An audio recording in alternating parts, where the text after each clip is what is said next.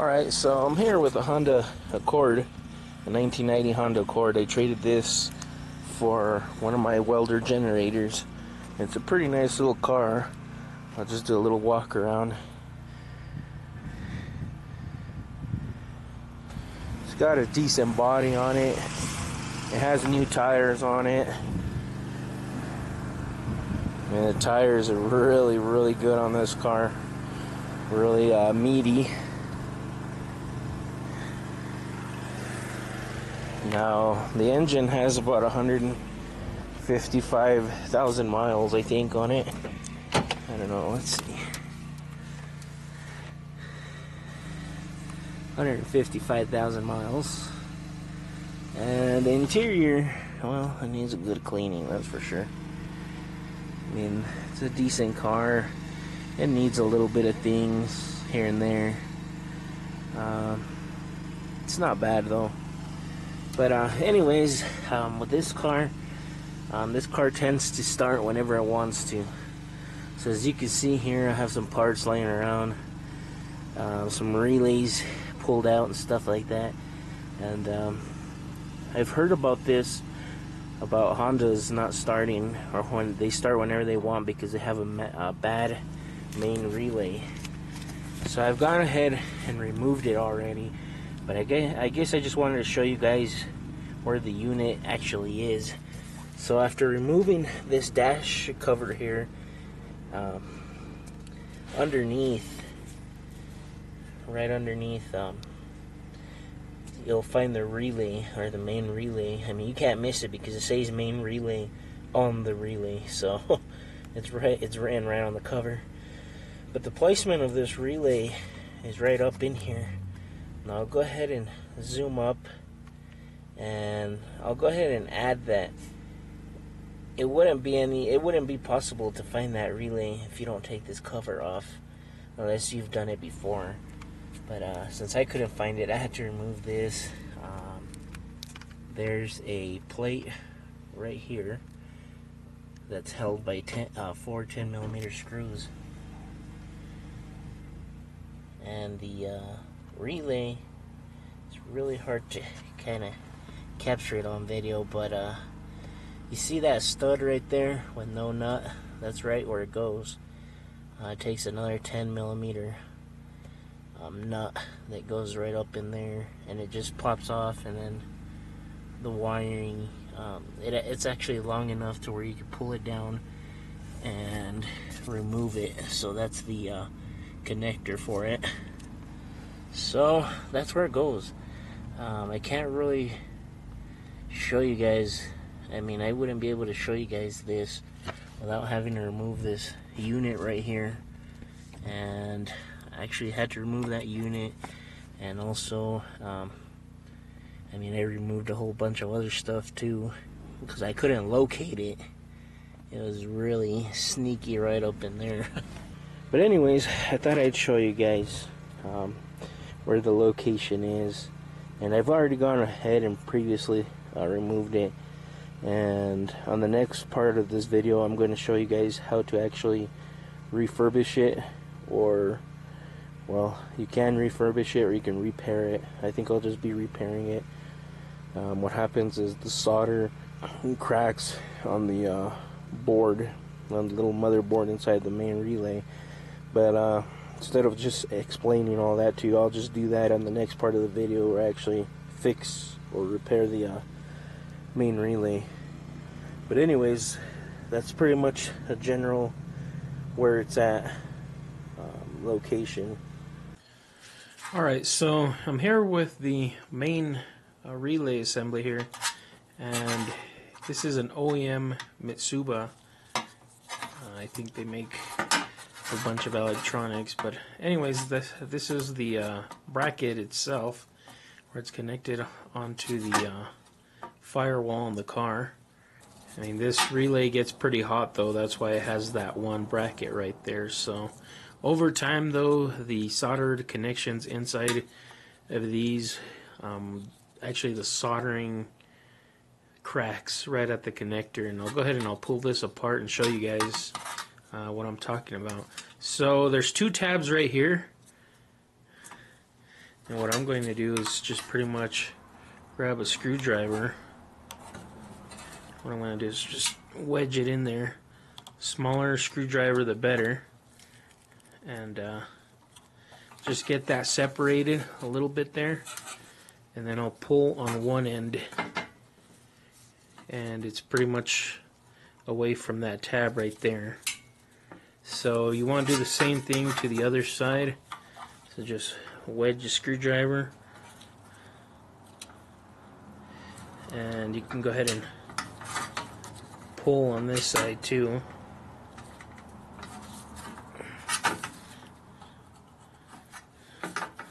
Actually, I gotta do the other side again because I pushed it in. But once you get it though, I just have to pull it a little bit away from those tabs, and then just pull out the bottom part, and it comes off. Now, I'm just gonna inspect it here really quick and just look at it, make sure there ain't no broken pieces in here, which doesn't seem to be. There's two relays in here. There's this one, and then there's this one right here.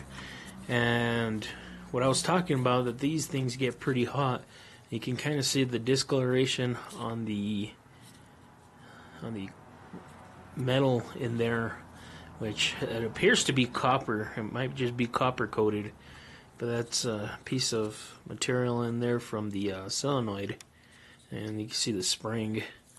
But anyways, power is applied to this thing, and then there's also a ground, and then also the computer, or the ECU, supplies a signal to turn on one of these relays at startup for 2 seconds to prime the fuel pump, and then once the car cranks over, it just go ahead. The ECU actually powers on the fuel pump through this.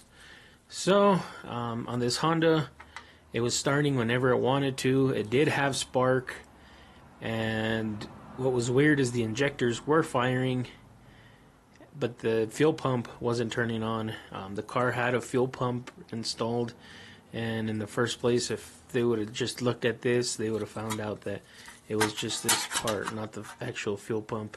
And this is a pretty common problem for Hondas, pretty much of all years, that have a relay assembly or main relay. I've ran into the same problem on a 98 Accord that had pretty much the same problem, but the problem with that car was it wouldn't start on a hot day. That's because of that connection here. So I'm gonna go ahead. I can't really show you guys on the camera the cracks, just because the closer I get to the camera, I lose focus on here. I'll try my best though, and you can kind of see on this one right here, there's a crack all around the connector right there. You can kind of see like a little black line. That's it right there. And then there's one on this side, and I'll try to get that one also, but it's right here in the rear. You can kind of see it right there in the corner. So that's pretty much the number 3 terminal. So this other one, if I follow it, it's actually hooked up to the number 8, and the other one is to the it's actually a ground. But anyways, you can also get a diagram on the internet. Maybe I'll include one on this video, and it tells you what each one of these terminals does. It does different things for different cars, Honda Civics, Accords, and so on. Use the same relay for a lot of years. But what was weird about this is that on one of these terminals, it's from the ECU. So I'm thinking it's a signal from the ECU that wasn't priming that fuel pump. So what I did, as a really quick fix, just to move the car temporarily, what I did was I got a flat screwdriver like this, and I was able to pretty much drive that solder into that connector, because it's really soft solder, and all you gotta do is just pretty much just put some pressure and make just a small contact at least, and doing that, pushing that solder onto the connector actually made the car work. So if you have no soldering iron and you have a bad relay assembly, as long as you got those cracks in here, that's pretty much going to be your problem. So I haven't soldered anything on here. I'm going to do that right now, but just to show you guys a really quick fix, if you guys don't have a soldering iron and you need to go to the store and get one or something, but you need your car going, like I said, just wedge that solder onto the connectors. I'm doing it all on these two also, and these two, and that should get you going temporarily until it actually heats up again, and pretty much the solder proceeds to crack or warm up. But anyways, I'm gonna go ahead and put my soldering iron, just a little cheapy one like this, to warm up. I'll get this thing to get nice and hot. I've gone ahead and I've sharpened my tip here because I want to get really close into these contacts here and just make the solder flow again. And then on top of that, I'm just going to use some solder that I picked up at Harbor Freight, like $2 solder, and I'm just going to apply just a little bit more in there because this solder is old, and I mean it's prone to cracking, so maybe a little bit more lead or whatever's in this stuff will actually mix in with that stuff and get it a little bit tough again. But anyways, I'll have to warm this up. Alright, so I haven't been able to make this solder flow at all. I kind of wasted some time on the camera there, so what I'm going to be doing is I'm going to be heating the tip of my electrical soldering gun here, or soldering iron. So I'm going to pretty much add heat to it because this stuff is really hardcore stuff. I can't even melt it with this stuff. I guess that's one of the reasons why it's so brittle. So what I'm going to do here is I'm just going to flow this solder in here. So there it is, and with that extra heat it should melt, and there it goes. So it's flowing really good, really nice. And I'm just going to spread it around the contact here. So some of it seeped into the board there, so it has really great contact now, but it does need some more. So I'm going to add some more solder here. So I'm just going to go ahead and warm up my tip one more time. And with a helper, I would suggest having somebody help you do this so they can add a little bit of the solder. So I need a helper here so I can get this on camera.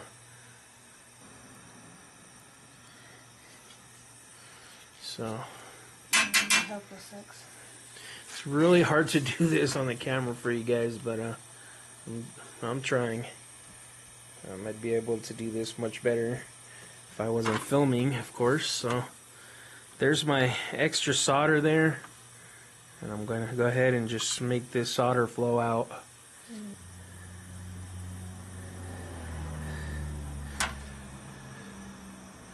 So there it is. I gotta actually just melt this really quick here. Kind of get all this extra stuff off the board here. And it's already gone ahead and mixed with the other one, so it's kind of become tough again. So I'm going to go ahead and warm up my tip again and then just make it flow out a little bit more and kind of make it look a little bit better. Here it is.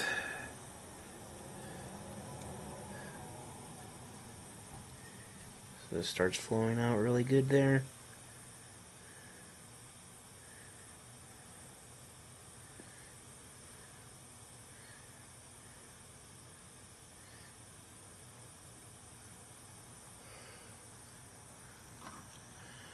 And I've made my connection. I've actually added a little bit extra solder.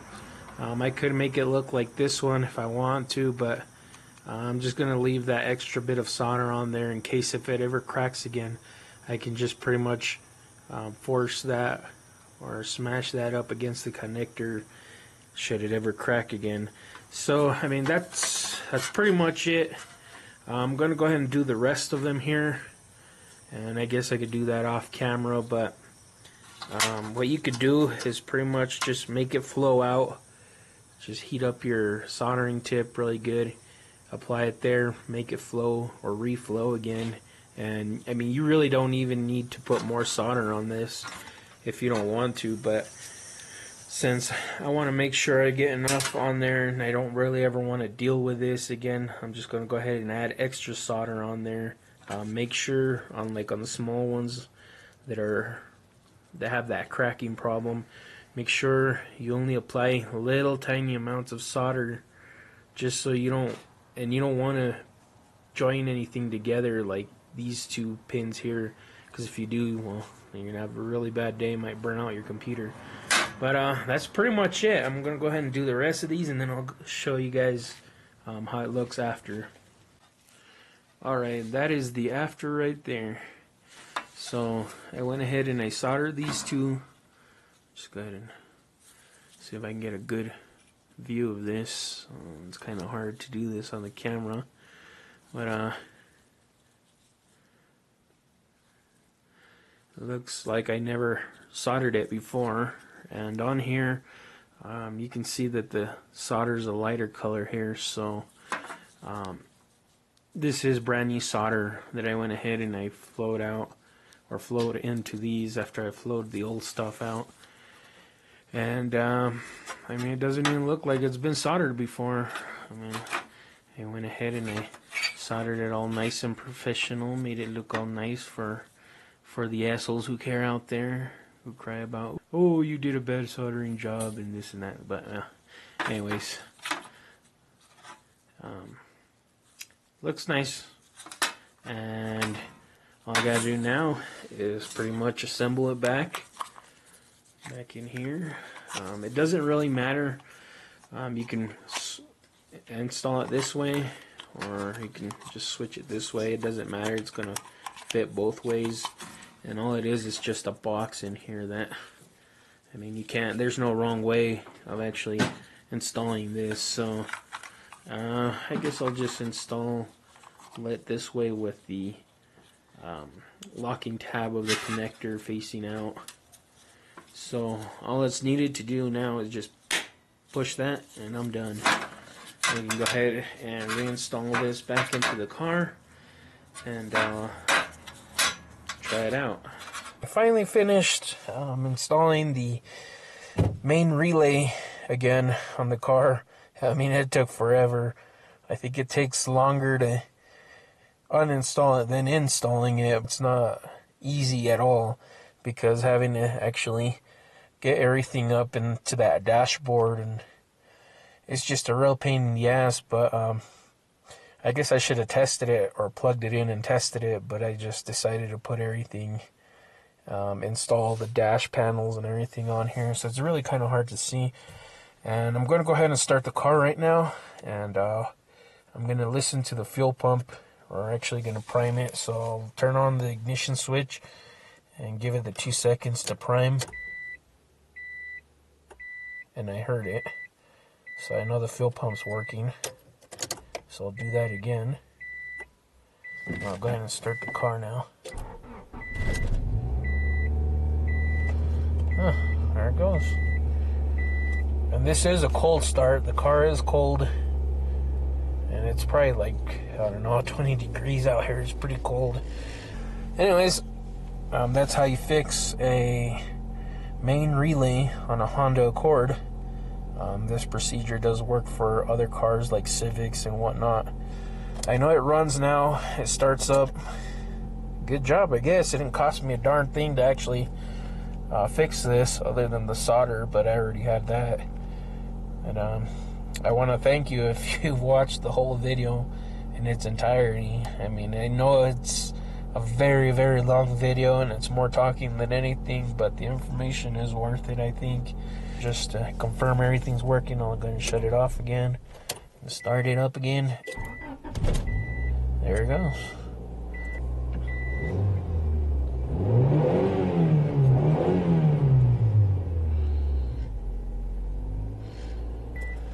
But anyways, thanks for watching. If you like this video, please subscribe, like the video. See you on the next one.